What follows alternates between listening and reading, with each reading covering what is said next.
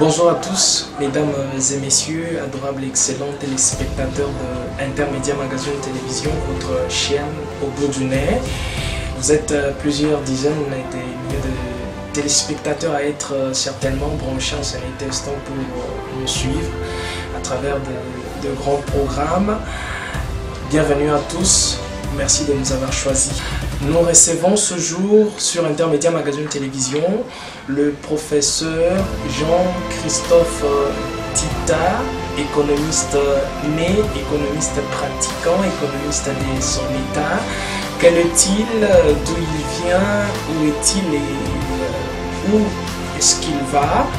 Nous en parlons tout à l'heure dans la première branche de ce programme. Ne manquez pas la seconde et la dernière qui sera aussi tellement magnifique.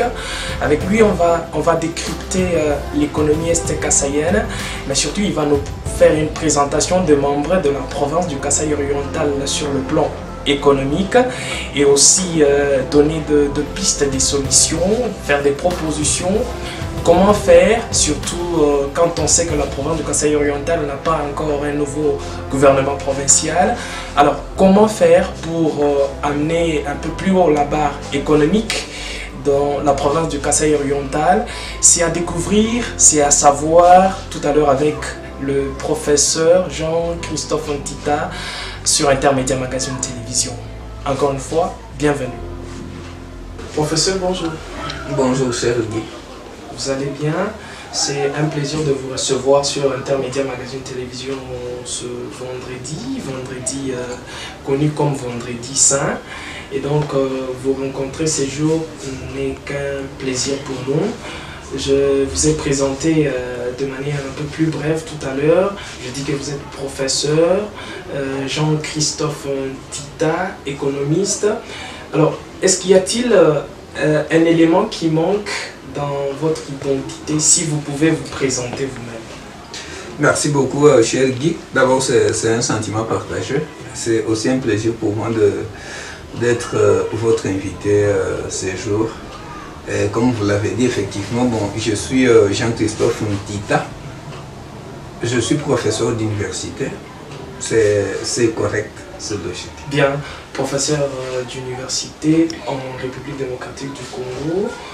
Alors, d'où venez-vous, professeur? Vos origines? Je suis d'abord, il faut qu'on soit fixé que je suis congolais de père et de mère, n'est-ce pas? Oui. Alors, je suis né congolais comme tous les autres jeunes, effectivement. J'ai grandi ici, j'ai évolué ici au pays jusqu'au niveau de la licence, Bac plus 5, avant que je ne trouve l'opportunité de sortir pour compléter ma formation avec le master et mon doctorat. Voilà. Mais quand même, je suis ici, j'ai grandi ici, j'ai évolué ici. Donc, je suis quelqu'un d'ici. Congolais de père et de mère. Voilà. Alors, vous avez épinglé cela tout à l'heure. Vos études, vous les avez également commencées ici. Et c'était pour l'école primaire ou les études primaires. Vous aviez commencé avec quel âge? Merci beaucoup. J'ai commencé mes études primaires à l'âge normal. Je crois que j'ai commencé à 5 ans pour finir avec 6 ans l'année. Donc j'ai commencé mes études primaires dans les territoires d'Nganajika, au complexe scolaire Mutoto et tout, notre état. Et voilà, c'est là que j'ai eu à faire mon cycle primaire. Et mon secondaire général, je l'ai fait également dans la même institution, l'Institut Mutoto et tout, notre étoile. Et là, j'ai pu commencer la section technique orientation commerciale et administrative à cette époque-là, jusqu'en 4e, et là j'étais obligé de changer d'école. Je suis parti au lycée Ndéji où j'ai parachevé mes études pour obtenir mon diplôme d'État. Et là nous sommes toujours dans les territoires de Nganajika. Et juste quand j'ai fini, j'ai pu obtenir mon diplôme, pour lequel j'ai quand même souffert parce que, pour peut-être la petite information, j'ai pu échouer 2 fois au diplôme d'État. C'est la 3e fois que j'ai pu réussir. Wow. Alors vous êtes donc une illustration qu'il faut pour les finalistes de 6e qui attendent aussi les résultats, je crois au mois d'août déjà. Mais ces études dans le territoire de Nganajika, pourquoi c'est de là que vous veniez ou bien c'était des conditions Non, pas de conditions. Non. C'est bon, c'est là où évoluaient les parents. J'étais avec les parents parce que bon, moi quand même j'ai eu la chance d'évoluer plus avec mes parents. Je me suis séparé avec eux, je crois, quand j'étais en 4e. Là, j'étais obligé d'aller au lycée NDJ, pas pour longtemps, je crois, on a fait juste 2 mois. Et puis les parents sont venus aussi s'installer avec nous dans la cité, voilà. Donc j'étais toujours chez moi. Qui est de Nganajika entre papa et maman? Et tous, ils sont de Nganajika. Ok. Mais ce qui est sûr, c'est quoi? Bon, en fait, Nganajika, moi je le considère comme un simple coin du territoire national, et voilà. Donc, je ne voudrais pas ici que ça soit lié quand même à la bien, professeur. Voilà. Alors, donc ça, voilà. Vous avez dit tantôt que vous avez évolué ici jusqu'à obtenir votre diplôme de licence. D'État d'abord en Nganajika. Bien sûr. Et voilà, là, quand j'ai eu le diplôme, je suis venu m'inscrire à l'université officielle de Mbujimai, où d'ailleurs je m'étais d'abord inscrit à la première année, parce que juste quand j'ai présenté mon examen d'État à la première fois, je suis venu directement avec espoir que je devais quand même réussir. Okay. Et curieusement, voilà, les résultats, et à cette époque-là, vous savez, les résultats sortaient avec un grand retard. Donc ça sortait pratiquement au mois de novembre. Donc, novembre finissant, donc décembre. Donc j'étais obligé d'étudier quand même presque 45 jours. Et curieusement, voilà les résultats. Avec les uniformes. Ah voilà, c'était ça les grands problèmes que j'ai connus. Parce que quand je suis reparti, bon, la première année, quand j'ai échoué, bon, ce n'était pas trop fort. Et vraiment, je salue et j'adore mon père, de heureuse mémoire d'ailleurs. Il fait partie de personnes qui m'ont vraiment encouragé. Il m'a dit, on ne suit jamais la réussite, mais la réussite on la forge. Parce que pour moi, il fallait que je change d'école. Papa m'a dit non, refais dans la même école. Pourquoi? Vous pouvez quitter ici, vous partez. Là où vous partez tous échoués, alors que d'où vous venez, il y a maintenant des risques. Qu'est-ce que c'est alors que tu vas te prendre? On ne suit pas la réussite, mais reste là. Et franchement, bon, moi personnellement, je me suis vraiment senti, mais parce que pour toute la famille, parce que c'était la première expérience, je suis le premier à avoir échoué dans ma famille, alors que tout le monde réussissait seulement un coup, une flamme.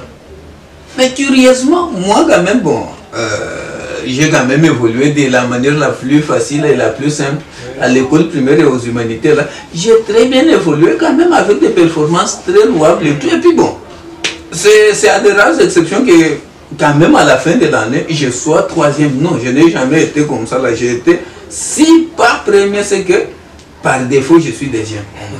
Mais curieusement, voilà, je suis le premier à apporter cette lourde et mauvaise expérience là. Curieusement, parmi les jeunes frères, il y a quelqu'un qui m'a aussi emboîté, Maître Pierre. Lui, bon, quand même, a échoué une fois et puis bon, là, il est parti aussi, voilà. Mais quand même, c'était ça. Et mon père m'a beaucoup encouragé. Je suis revenu la première année. Mais ce que j'avais apprécié, c'est quoi? C'était le courage là et la détermination. Quand même, j'ai bravé la honte et tout, et voilà. Je me suis remis moi-même en cause. Puisque vous savez, c'est ce qui manque dans nos jeunes aujourd'hui. Aujourd'hui, tout le monde veut seulement mettre la charge sur quelqu'un d'autre. Mais moi, personnellement, malgré, parce que c'est l'année 2007, pour ceux qui savent peut-être, c'est l'année de 30% avec la grille électronique et tout, malgré moi, on venait de commencer, voilà. Alors, qu'est-ce que j'ai fait? J'ai fait l'examen de conscience, malgré je pouvais parler avec les parents, tout ça, on nous a fait choc, mais quand je me suis assis, moi-même je savais ce que j'avais fait. Les jours des sciences, je n'avais pas bien travaillé, franchement. À cette époque-là, on nous avait inculqué des histoires comme quoi il y avait des labos et tout. C'est comme ça que on était très méfiants des mathématiques, physique et tout. Mais franchement, l'examen de mathématiques de cette année-là, c'était difficile. Et là, pour la première fois, je n'ai jamais eu de chance, moi tel que je suis là, pour des examens à choix multiples. Dans bien des cas, si je fais trop, c'est la moitié. Sinon, j'échoue. Parce que c'est un choix multiple. Les examens sont multiples généralement. Moi, j'échoue. Je ne sais pas. Jusqu'aujourd'hui, je n'ai jamais compris ça. Et maintenant, à cette année-là, j'avais quand même fait les boules-boules, comme on le disait. Là. Mais j'ai compris que je n'avais pas de chance.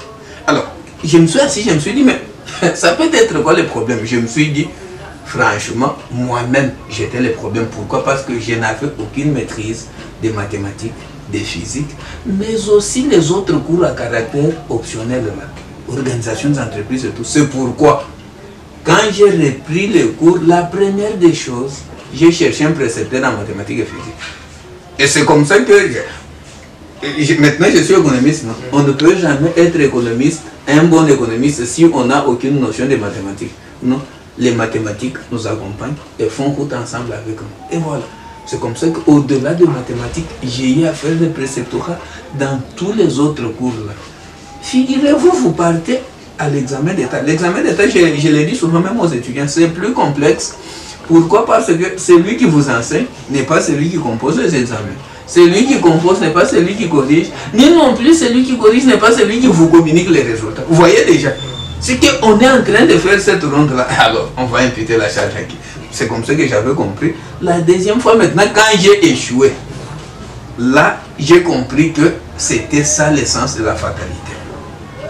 De mon côté, j'avais bien travaillé, mais au moins, je n'avais pas, pour cette année-là, et exceptionnellement, à la première année, je n'avais même pas coulé une seule larme. Mais la deuxième année, quand même, j'ai pleuré. Quand j'ai échoué, les jours où je demande comme ça, on me dit, j'ai encore échoué. Avec tous les sacrifices. Avec tout ce que j'ai fait là, franchement, c'est quand même monté au cœur et tout. J'ai pour la première fois pleuré. Et papa est venu. Un soir, il me trouve que j'étais en train de pleurer. Il m'a dit quand même certaines paroles qui m'ont beaucoup réconforté. Ils m'ont dit non. Et papa m'a dit que, tu sais, ce n'est pas pour te dire que tu es moins intelligent, non. C'est peut-être l'essence du combat de ta destinée. Si on te combat comme ça, c'est que forcément il y a un problème avec tes études là. Alors, moi ce que je vais te dire, c'est moi ton père. Je ne t'ai pas dit que je suis fatigué de payer, mais toi, reprends juste courage, va au cours. Voilà tout ce que mon père m'a dit. Et ça m'avait beaucoup réconforté. C'est pourquoi, la troisième année quand j'ai repris, papa lui-même m'avait déjà compris.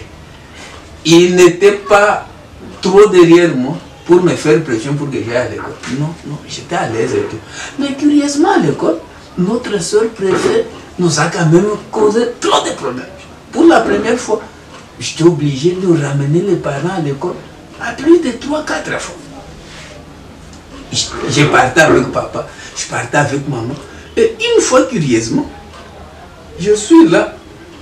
Papa n'est pas là, il est en déplacement, il était venu ici en Bouchement, comme dans les temps en Belgique. Et puis, on cherche les parents. Je prends maman, je parle avec elle au cours. Et quand on arrive, maman fait connaissance avec la soeur préfète que son père, le papa de la soeur, était l'enseignant de maman. Elle en deuxième primaire.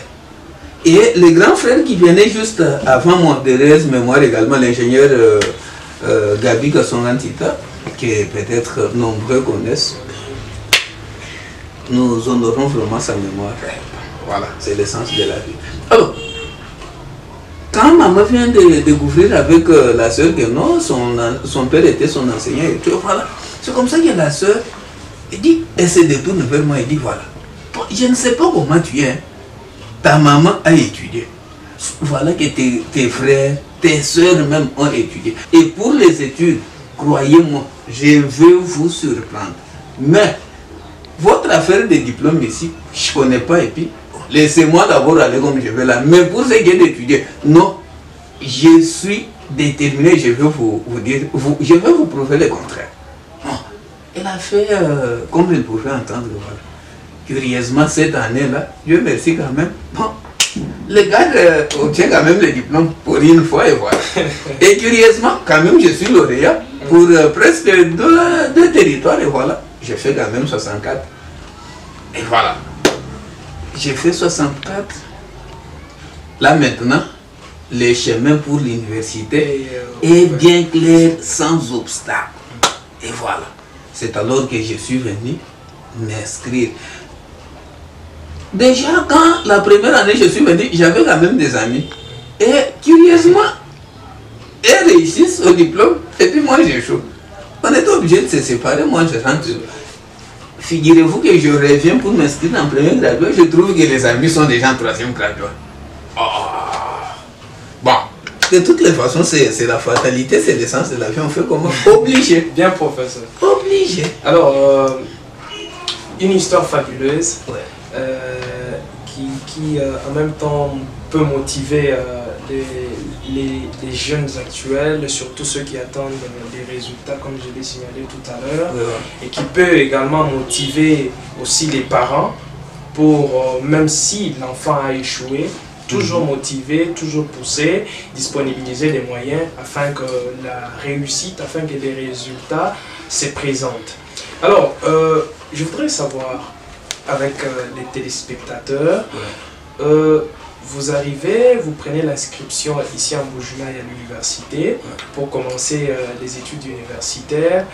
Après avoir fini la licence, vous êtes parti où pour les études supérieures? D'accord, merci beaucoup. Alors, j'ai fini la licence ici et bon, Dieu quand même merci. Fini la licence bien finie donc? Oui, j'ai bien fini parce que j'ai quand même fini avec mention distinction. Cela m'a valu quand même la nomination comme assistant. Alors, comme j'ai été nommé assistant, c'est comme ça que la famille a trouvé qu'il n'était pas bon qu'on gaspille le temps en restant des assistants ordinaires ou pour peut-être devenir chef de travaux ordinaires. Et vous savez, les gars de chef de travaux, bien, mais c'est comme les gars d'adjudant, donc vous n'avez pas le temps de bouger si vous n'avez rien fait, voilà. Alors, la famille a trouvé que ce n'était pas avantageux pour nous. Comme on était jeunes, on pouvait alors capitaliser. C'est comme ça que, sur le fonds propre de la famille, on a sollicité les études. Et pour la petite précision, parce que des fois, il y a des gens qui croient que nous on est parti sur bourse. Je ne connais même pas que la bourse. En tout cas, j'en ai aussi. Voilà, je ne connais même pas que la bourse. Moi, j'ai étudié même le doctorat, c'est l'argent de ma famille. Même quand je rends service à l'État et tout, je rends service à la communauté. En principe, l'État me doit beaucoup. Parce que j'ai gaspillé mon argent. Ça, c'est la sueur de mon père, la sueur de ma famille. J'ai étudié. Maintenant, je viens enseigner. Et vous, il faut que l'État me paye en principe plus. Et voilà. Alors, la famille a trouvé qu'on ne pouvait pas perdre le temps. Pour la petite information, nous sommes à 2 professeurs. Nous sommes partis, les 2 frères là, et même si c'était une bourse. Dans le contexte de Buju-Mayi, avec la mauvaise foi qu'il y a, vous pensez qu'on peut donner la bourse à la même famille, des jeunes gens? Et d'ailleurs, la question de l'âge nous a créé autant de problèmes. Je ne vais pas quand même ici, mais ce qui est sûr, c'est quoi? Ils sont jeunes, mais comment ils peuvent finir? Est-ce que c'est un crime? Voilà. Et voilà. Alors, la famille a trouvé que non, il ne fallait pas qu'on gaspille le temps. C'est comme ça que la famille nous a envoyé étudier. On a tenté quand même avec autant de pays, mais bon, la chance nous a souri en Côte d'Ivoire. Et là, nous sommes partis à l'université Alassane Ouattara de Bouaké. Ce que l'on appelait anciennement Université de Bouaké. Voilà, c'est là où nous avons pris l'inscription pour les masters des recherches, bien sûr. C'est-à-dire les masters qui donnent accès à la présentation de la thèse. Et de là, nous avons également présenté notre thèse de doctorat en sciences économiques. Et là, on est sorti docteur en sciences économiques. Moi, je suis spécialiste en économie du développement. Voilà. Bien. En Côte d'Ivoire, à l'université Alassane Ouattara. Ouais. Alors, déjà, ce bien parti est bien bénéfique pour le programme du Kasaï oriental, de façon un peu plus particulière, et pour la RDC de façon générale. Et bien cela, grâce à la sueur de la famille, voilà. Grâce à la sueur des en temps parents. normal, il faut qu'on commence à payer notre famille quand même. Professeur Christophe. Oui. Alors, c'est en tout cas intéressant et tellement joli l'histoire que vous êtes en train de relater. ça inspire également, ça inspire aussi.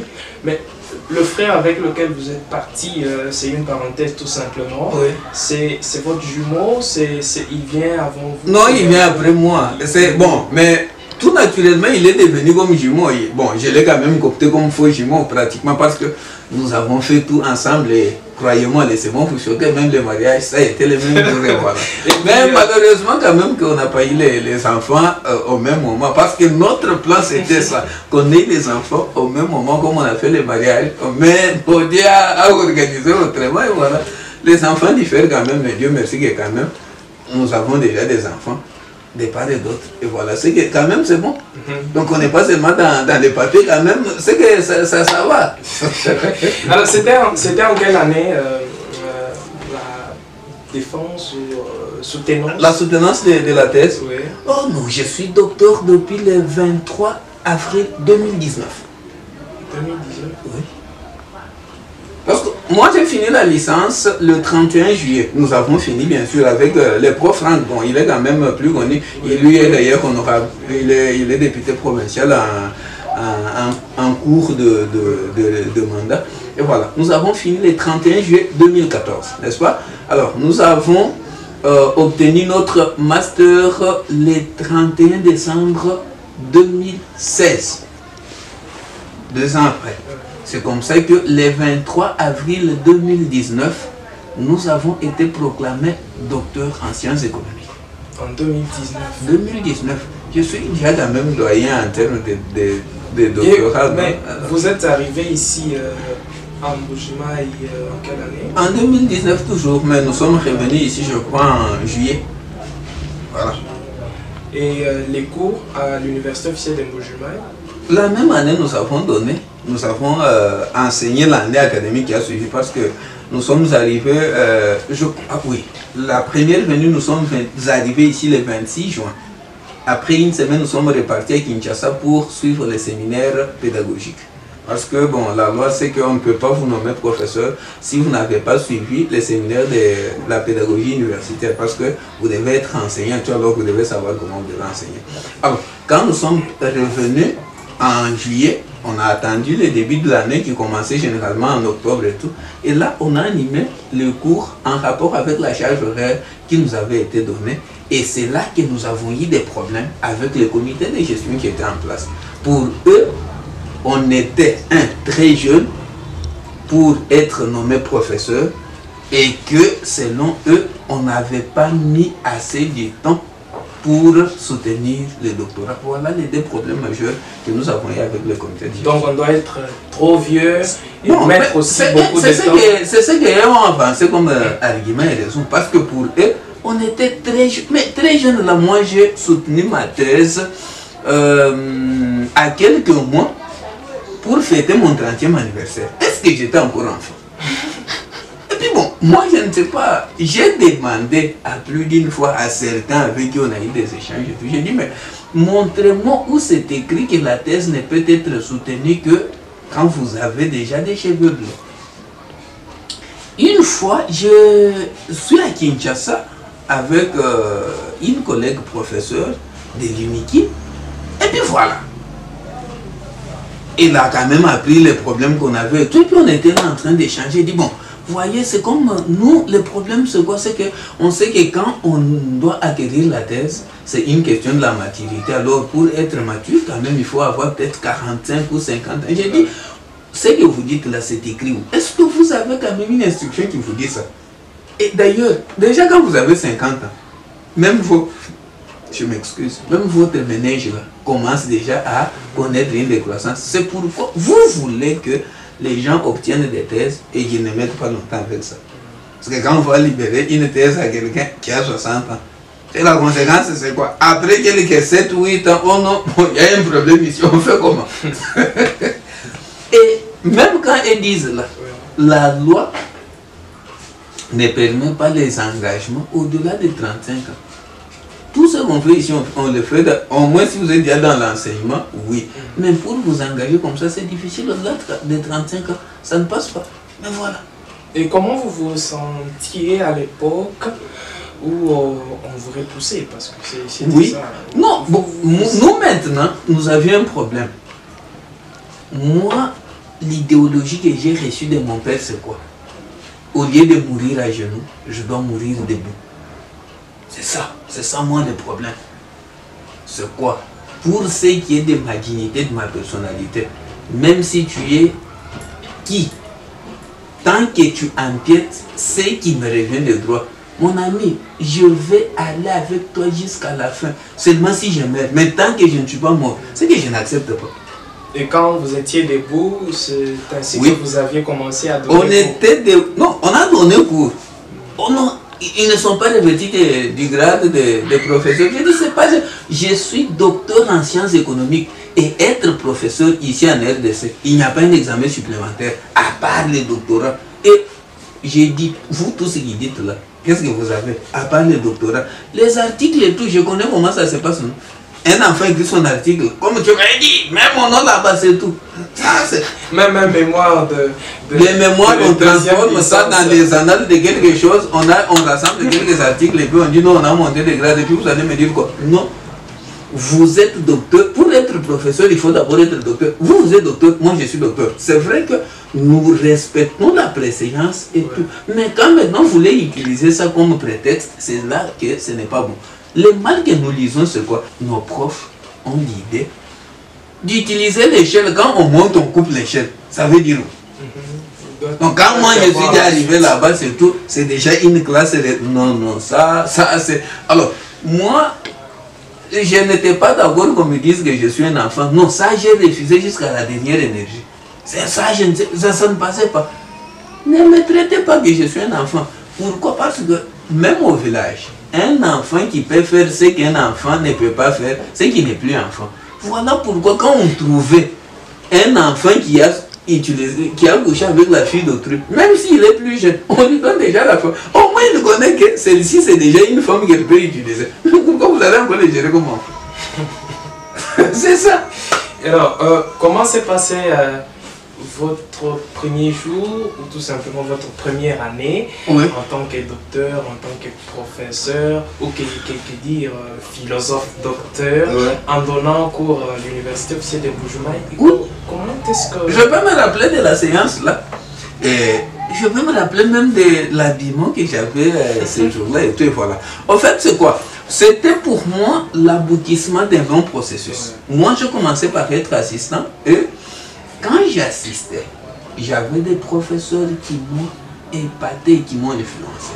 Alors, leur façon d'enseigner me donnait vraiment l'envie d'enseigner. Alors, le jour où je suis aussi venu enseigner, il fallait vraiment concrétiser cela. C'est comme ça que quand même je suis venu. Et puis dans cet environnement-là, nous sommes arrivés, quand il fallait donner cours, on a fait des campagnes dans les étudiants.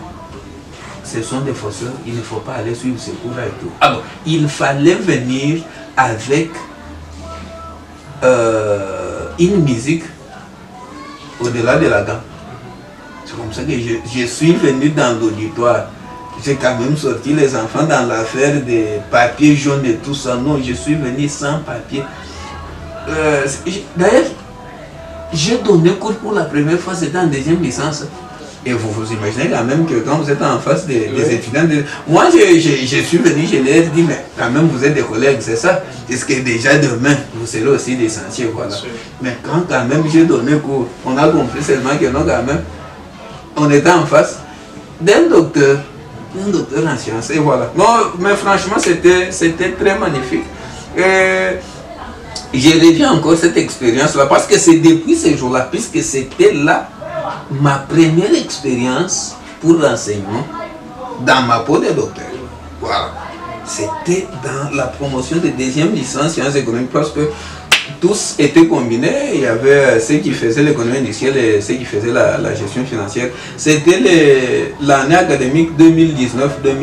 Voilà. Et parmi les étudiants de cette promotion-là, il y a quand même certains qui sont retenus comme assistants. Et aujourd'hui, ils sont mes assistants, notamment Justine Batangui, Nathan Chibola, voilà. Ce sont quand même les étudiants que j'ai encadrés. D'accord, professeur. Alors, nous avons beaucoup appris, dans votre propos. Alors c'est déjà bien enrichi avec votre histoire qui est en tout cas émouvante et aussi fascinante. Alors, professeur, Oui, oui. nous quittons cette première branche. D'accord. Nous quittons cette première branche. Pour parler maintenant de l'économie. Vous avez dit que vous êtes spécialiste en L'économie du économie du développement. Voilà. Alors, la province du Kasaï oriental, je voudrais que l'on quitte un peu Le monde académique. Bon, d'abord le monde personnel. J'ai quand même exposé la personne Bien sûr. d'identité. Voilà. Ouais. Là maintenant on peut aborder la science. D'accord. Ça ne me dérange pas. Alors, la province du Kasaï oriental, tout le monde le dit, mais tout le monde n'est pas économiste. Qu'est-ce que tout le monde dit? C'est que la province du Kasaï oriental est une province qui n'est pas développée. Vous, vous êtes spécialiste d'économie du développement. Alors, j'aimerais que vous puissiez le faire. Pourquoi? C'est une présentation détaillée de la province du Kasaï oriental sur le plan économique. Cela peut être sous forme d'un état des lieux. Ça peut aider l'actuel gouverneur qui n'a pas encore son équipe gouvernementale au niveau de la province. Jusque-là, il évolue avec les gouvernements passés. Qui est censé être démissionnaire. Bien sûr, Voilà. bien sûr. Alors, ça peut aider le gouverneur à voir quel genre de ministre de finances avoir. Quel type de ministre faut-il nommer pour arriver à maximiser les recettes, parce que cela va certainement lui permettre à avoir les moyens qui lui permettront à faire sa politique. Alors, vous en tant que spécialiste de ce domaine économique, quel est l'état des lieux ou quelle présentation vous faites de la province du Kasaï oriental économiquement parlant? D'accord, merci beaucoup cher Guy. Alors, avant de te répondre, je voudrais déjà fixer quelque chose. Nous avons déjà donné ces conseils plus d'une fois. La première des choses, et ça c'est un conseil que je donne déjà au gouverneur, avant que je n'aborde les vifs de la question, il faut dépolitiser les institutions. Ça veut dire quoi? Mettons la politique de côté, mais laissons la place à la technocratie. Voilà, c'est ce qui peut aider à réussir. Pourquoi? Parce que lorsque nous sommes toujours dans la question de la politique, automatiquement, ça va mal nous orienter. Pourquoi? En politique, bon, on sait que l'objectif du parti politique, c'est conquérir le pouvoir et les maintenir, les conserver le plus longtemps possible, oui, mais on a quand même besoin des personnes qu'il faut à la place qu'il faut. C'est vrai que quand je parle de la dépolitisation, il n'est pas question de considérer peut-être l'aspect politique et tout. Oui, prenez l'aspect politique en compte, mais pensez aussi à la question de la compétence individuelle. Quelqu'un peut être du parti, oui, mais s'il n'a pas de compétence, c'est mieux de recourir dans les mêmes partis là à la personne qui est mieux indiquée. La méritocratie. Qui a la compétence là, je pense que c'est important.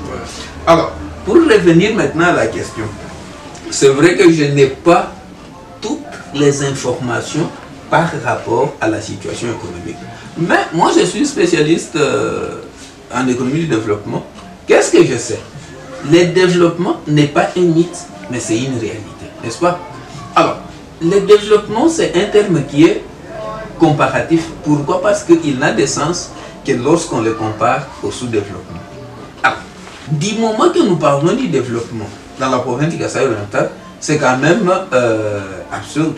Parce que les faits, les indicateurs nous donnent la réalité autre.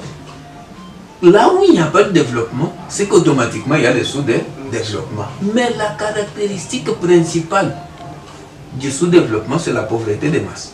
C'est que là où il y a le sous-développement, effectivement, il y a la pauvreté des masses. Et nous sommes dans la province du Kasaï oriental. On est tous d'accord que la pauvreté est extrême. C'est qu'automatiquement, on conclut que nous sommes sous-développés. Nous n'avons pas encore connu le développement. Pourquoi? Déjà, il y a un problème. La pauvreté. Il suffit simplement d'arriver à l'aéroport. Il suffit de passer sous les grandes artères. Vous avez des gens qui sont en train de manger comme vous n'avez pas l'idée. Déjà, et puis au-delà de ça, même les vécus quotidiens des gens. Et ici, nous parlons de la misère, hein, c'est l'extrême pauvreté. Parce que pour être pauvre, selon les PNUD, c'est que pour être pauvre, il faut consommer par jour 2 dollars par individu. Et là, on est pauvre. C'est là qu'on est pauvre. C'est que chaque personne consomme 2 dollars lui-même par jour. C'est alors qu'il est pauvre. Alors, si vous faites la ronde dans nos ménages ici, mais vous trouvez qu'on a 6, 7 personnes dans un foyer, mais on peut faire un programme de 5, 6 000. Alors, l'individu a consommé combien? C'est pourquoi nous disons que nous vivons en dessous du seuil de la pauvreté. C'est ça l'extrême pauvreté. Et voilà. Alors, déjà, c'est suffisant. On n'a même pas besoin encore d'autres indicateurs. Et d'ailleurs, la RDC de manière globale fait partie des pays les plus pauvres. Le rapport du FMI a été publié, je crois, la semaine passée. La RDC fait partie des 5 pays les plus pauvres du monde. Pays pauvres, pays ayant des habitants. Pays pauvres. Non, mais écoutez, la question du développement, non, c'est une question de la synergie. Voilà. Mais quand nous parlons du pays, les pays, c'est une situation abstraite. Ouais. C'est que la conséquence, ce sont les citoyens là, les habitants qui sont pauvres.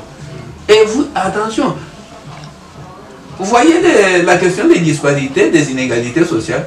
C'est pourquoi on reproche les PIB par habitant que ça ne reflète pas la réalité. C'est l'un des problèmes que la Chine connaît jusqu'à aujourd'hui pour ne pas être déclarée développée. Pourquoi? Parce qu'on suppose qu'il y a trop de dispersion, quoi. Il y a des valeurs qui sont trop aberrantes. Il y a les valeurs extrêmes, quoi. Quelqu'un gagne 100 000 dollars alors que l'autre ne gagne que 50. Si je vous demande de me faire une moyenne simple, qu'est-ce que vous allez faire? Vous allez prendre 100 000 plus 50. Ça va vous donner 100 050 divisé par 2. Vous avez environ 50 025 dollars en moyenne. C'est qu'on suppose que dans cette économie-là, chacun gagne 50 025 dollars alors que ce n'est pas ça. C'est là le problème et c'est ce que nous connaissons. Alors, on ne peut pas se développer. C'est pourquoi même ceux qui volent, qui pillent et tout ça, ils n'ont pas encore compris. On ne peut pas se développer, c'est une question de la synergie. Alors, déjà la population orientale, avec l'effet principal que nous venons de déceler, c'est qu'on n'a pas besoin de célébrer une messe ou quoi. On a une situation qui est très précaire et très vulnérable. Les conditions de vie, il suffit d'aller dans des banlieues de la ville là, c'est que ça laisse à désirer. Les gens vivent dans des conditions très délabrées. Allez au marché de Dibindi, par exemple, vers 17h, 18h, vous allez voir comment les gens achètent, mais qu'est-ce qu'ils achètent? Des trucs délabrés ou quoi. Mais pourquoi? Parce qu'ils n'ont pas d'argent, ils n'ont pas de revenus. La pauvreté, comme indicateur principal du sous-développement, suppose d'abord et toujours l'absence d'un revenu monétaire. Et ici, c'est le reflet de la baisse du niveau d'activité au niveau de la ville. Depuis la chute de la NIBA, autant d'autres entreprises grandes qui fonctionnaient aussi, toutes ne fonctionnent presque plus. Vous avez la Sodaco, le Farco, il y a autant d'entreprises. Et cela, pour ce qui est du revenu, c'est que ça pose déjà problème. Puisque tout le monde qui était dans ces entreprises-là est lié au chômage. Et la conséquence, c'est que quand on ne travaille pas, c'est qu'on n'a pas d'argent. Et croyez-moi, là où il y a la pauvreté, l'argent, c'est pourquoi la pauvreté, c'est vrai qu'il y a des dimensions non monétaires et tout. Mais moi, mon problème, c'est d'abord la dimension monétaire. Là où il n'y a pas d'argent, tous les mots sont possibles. Je vous dis, la pauvreté, c'est plus que la pandémie. Pourquoi? Parce que la pauvreté, là où elle est, mais figurez-vous, même chez vous à la maison, là, vous sortez le matin, madame, bon, je sais que tu es encore célibataire, mais suppose d'abord... Je n'ai pas de bague. Suppose d'abord que tu es marié, et tu sors, madame te demande, donne-moi l'argent pour que j'achète des savons. Alors que tu n'as rien, qu'est-ce que tu vas dire? Est-ce que tu m'avais vu avec l'argent? Maintenant, il va te dire que je fasse quoi? J'ai besoin de l'argent. Mais comment tu me manques le respect comme ça? Tu n'as pas compris. Mais que je fasse quoi? Un moment, on est déjà sur les rings et puis on échange. C'est quoi? Oh, si tu avais l'argent, donne-moi l'argent. Et Du coup, tac, tu as donné, la question est résolue. Et c'est ça. C'est comme ça que là où il y a la pauvreté, il y a tous les maux. Et c'est pourquoi vous voyez aujourd'hui, dans la politique de Kassai orientale, les antivaleurs comme la haine, la jalousie, les mauvais sorts. Quand la NIBA fonctionnait, toutes les entreprises que nous avons quand même citées ici là fonctionnaient. Les trucs d'Inteta, des cançonnets, tout ça, est-ce que c'était plus développé comme aujourd'hui? Ça n'existait pas. Pourquoi? Ça vient généralement quand les uns mangent et puis les autres les regardent. Ah donc, c'est parce qu'il est là qu'il mange, non? Attends, il va voir. Et c'est ça. C'est ça les grands problèmes. Voilà moi comment je vois la situation et la conflit. C'est la pauvreté et c'est tout. Pas plus, pas moins. La question de la pauvreté, c'est tout. très bien. Alors, je l'ai signalé tantôt que la province du Kassai oriental attend un nouveau gouvernement provincial avec l'actuel gouverneur déjà, Jean-Paul Mobekapo.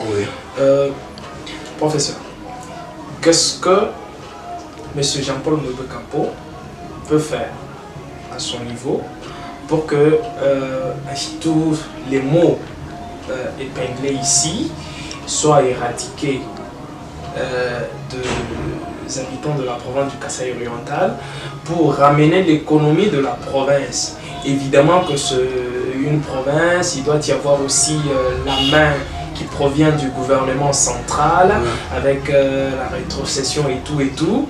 Mais au niveau local, ici en province, que faudra-t-il faire pour que cette affaire soit résolue? Évidemment que nous attendons, nous espérons la relance de la société minière de Bakonga, une société anonyme, et puis quand il y aura la relance de la MIBA, évidemment que la Bufarco peut se relever, la Sodacor de l'autre côté. Alors, en attendant que cela soit effectif, qu'est-ce que le gouvernement provincial peut faire, ou qu'est-ce que le gouvernement de la province peut faire afin d'amener un peu plus haut la barre économique de la province de Kassai oriental? Si actuellement nous disons que la province est sous-développée, mais comment, pas seulement la développer, mais comment remettre la province du Kassai oriental sur le chemin du développement? D'accord, merci beaucoup. Je voudrais d'abord préciser une chose, c'est que le développement, c'est un processus, c'est une marche. On ne pourra jamais se réveiller un jour et puis on dit qu'on est développé. Non, mais plutôt on doit y aller progressivement. C'est pourquoi vous voyez que le développement n'a pas de fin.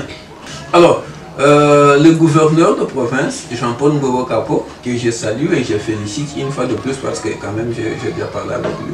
Voilà, j'apprécie déjà ce qu'il a lancé comme ton parce qu'il a donné les slogans comme quoi nous devons tous nous unir pour que l'on puisse émerger. Pourquoi? Parce que l'approche participative aujourd'hui est de plus en plus recommandée pour les organisations. Pourquoi? Parce que ça va renforcer l'appropriation et par là, nous avons la possibilité de bénéficier du concours et de l'appui de tous pour connaître l'émergence.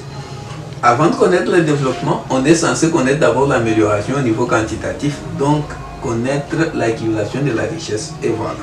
Donc, si nous voulons avec le gouverneur, si nous voulons que la province du Kassai puisse renouer avec sa robe d'antan, qu'est-ce que l'on doit faire?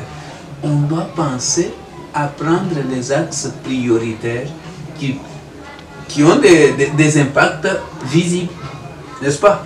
Je prends le premier axe, c'est d'abord la question de l'agriculture. Il faudrait que l'on fasse de l'agriculture réellement la priorité des priorités et non un slogan. Pourquoi? Parce que l'agriculture est supposée jouer un rôle central dans le processus de développement. D'abord, ça va fournir l'essentiel de la survie aux populations. C'est que quand on cultive, on doit quand même avoir à manger. On ne peut pas être dans une province où on consomme essentiellement le maïs, mais chaque jour, on sait que le maïs connaît toujours une crise en os et tout ça. Mais pendant ce temps-là, on fait quoi? La campagne a commencé déjà. Qu'est-ce qu'on a fait? Tout le monde préfère être dans des bureaux pour aller acheter au marché. Mais vous partez acheter, qui a travaillé pour vous? C'est ici une interpellation pour tous. Et pour nous, les consommateurs, et pour les pouvoirs publics, n'est-ce pas? Nous devons tous nous donner à l'agriculture. l'agriculture. Mais là, il y a un problème. La question du foncier. Il n'y a pas d'agriculture possible sans terre. Or, vous voyez comment est-ce que tout le monde se comporte avec cette terre. Ça, c'est notre... J'ai vu quelqu'un qui vient quelque part, là, il prend un peu de sable, il goûte, il met au nez, il sent, il dit, tu veux comment l'urine de mon grand-père ça sent. C'est que cette terre ici, c'est notre terre. Mais tout ce qui l'intéresse, c'est quoi? Vous voyez, quitter ici, là-bas, jusque là-bas, c'est notre terre. Mais il ne veut pas l'utiliser.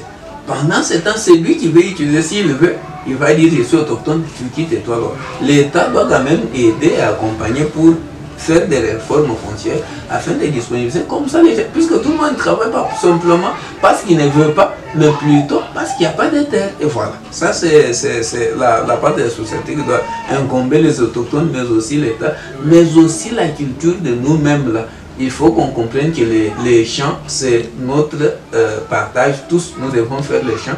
Comme ça, ça va boucher. Parce que, bon, plus on demande mieux sur les marchés, son prix a tendance à faire quoi? À augmenter, c'est tout. Et voilà. Alors, chaque fois que tout le monde part au marché pour acheter les maïs, c'est que ça va augmenter. C'est ça le problème. Voilà. Si le bien est aussi rare. Effectivement, c'est de la rareté là qui sera question, parce que nous en économie, lorsque nous parlons de la rareté, au-delà du fait de voir la quantité disponible, c'est qu'on voit aussi la notion de prix ou des coûts que l'on doit engager. Voilà. Alors, ce qui n'est pas abondant sur les marchés, automatiquement c'est rare et son prix va faire quoi? Il va connaître une hausse. Voilà. Alors, si le gouvernement prend d'abord en priorité la question de l'agriculture, cela va ouvrir, au-delà de ces premiers aspects que nous venons d'analyser pour ce qui est de la passion alimentaire, ça va également ouvrir la voie à l'industrialisation. Les industries agroalimentaires ne posent même pas sérieux problème pour être installées. Pourquoi? Parce que ça ne va viser que la transformation et la conservation des produits agricoles. Du moment que les matières premières sont disponibles, c'est qu'on va les transformer sans problème. Et plus nous installons ces industries, c'est que nous créons plus de la valeur. Et cette valeur-là, c'est ça la richesse. C'est ça l'accumulation que l'on doit connaître là. Alors, il y aura l'argent. Et parce que les industries sont là, c'est qu'on aura besoin de la main-d'œuvre pour aller travailler et à faire des sorcelleries, quoi. Ça va se calmer. Il y aura d'engagement. Il y aura de l'emploi.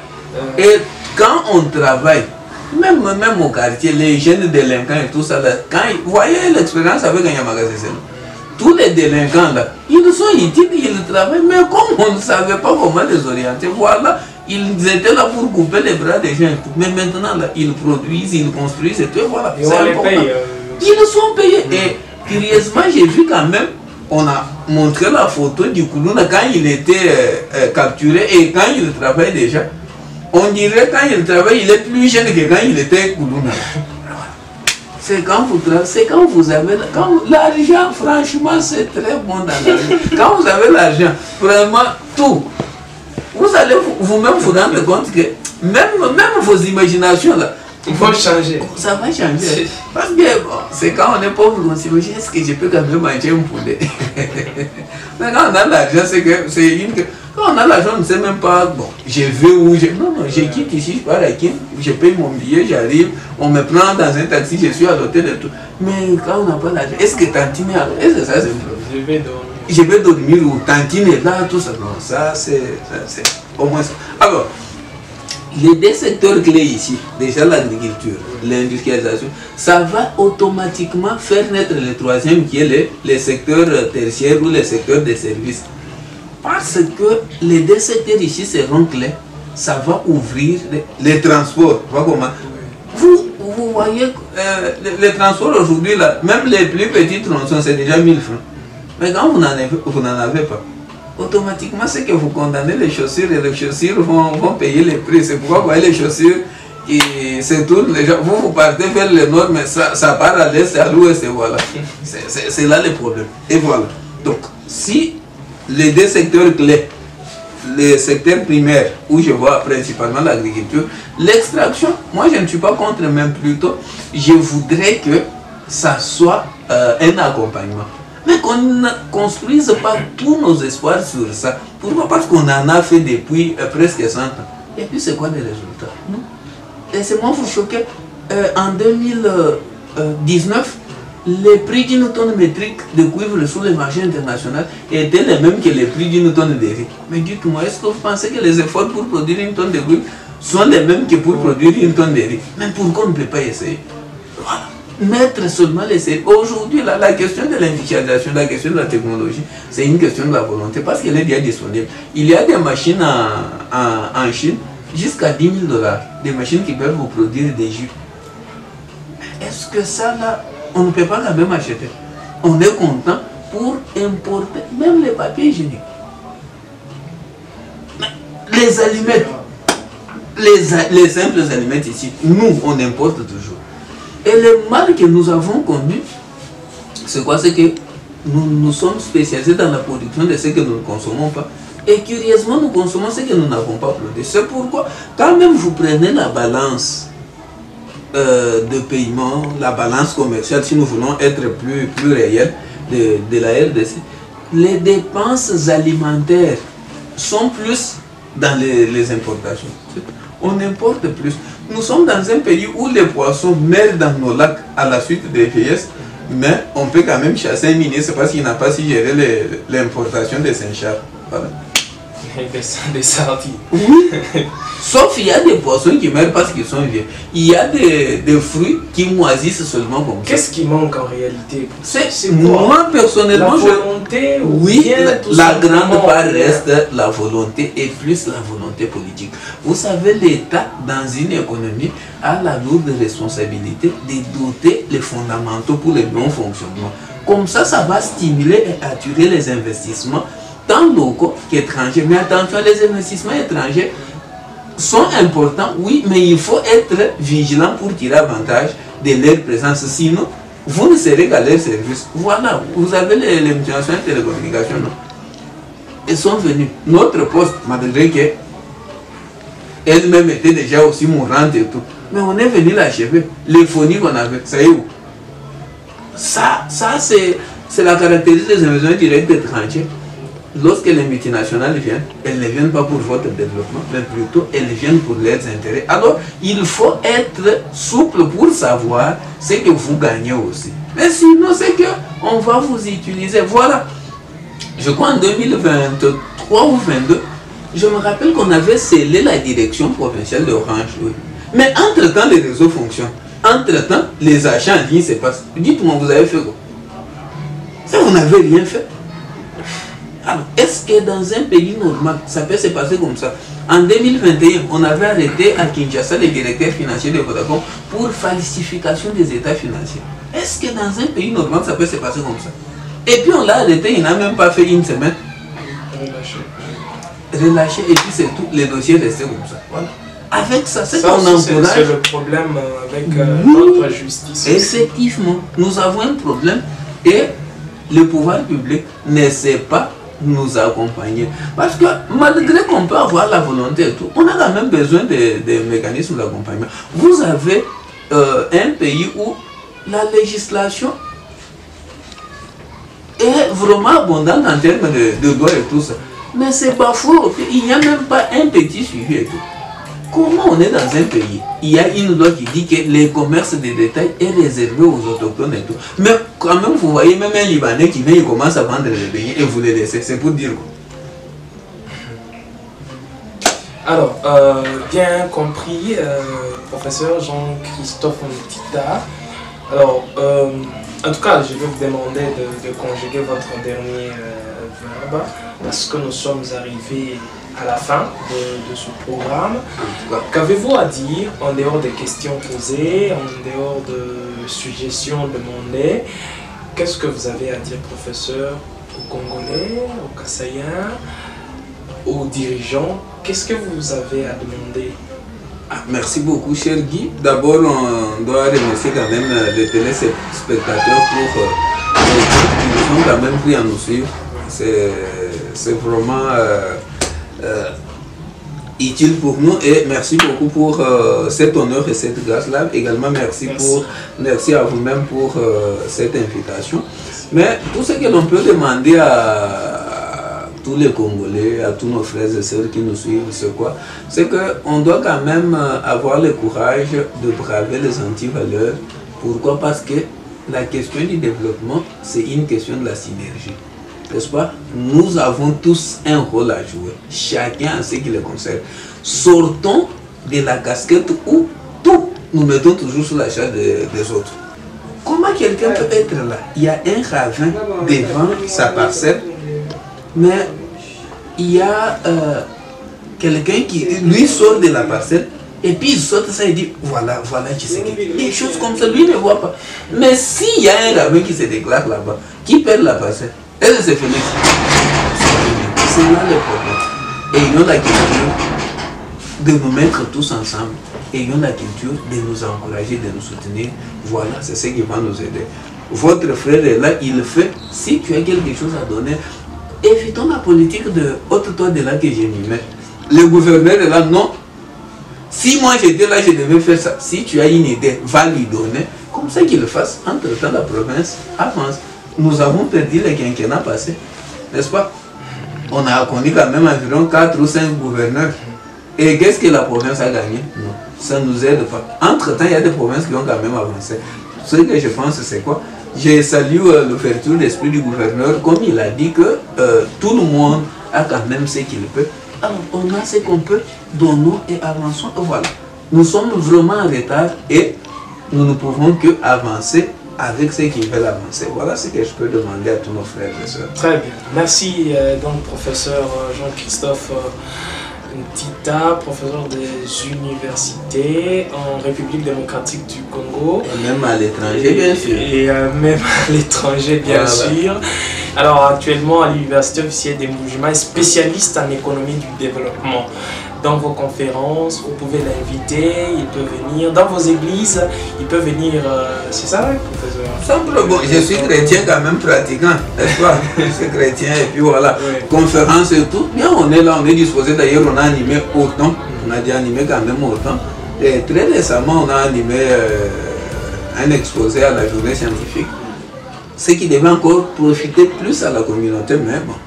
Curieusement, je ne sais pas si c'était la communication ou quoi, mais quand même, il n'y avait pas vraiment la participation. C'est ça, vous parlez quand même bien, votre français est limpide. Alors, c'est donc non, mais je suis quand même professeur. C'est donc fini avec ce programme, mesdames et messieurs, adorables, excellents téléspectateurs d'Intermédia Magazine Télévision.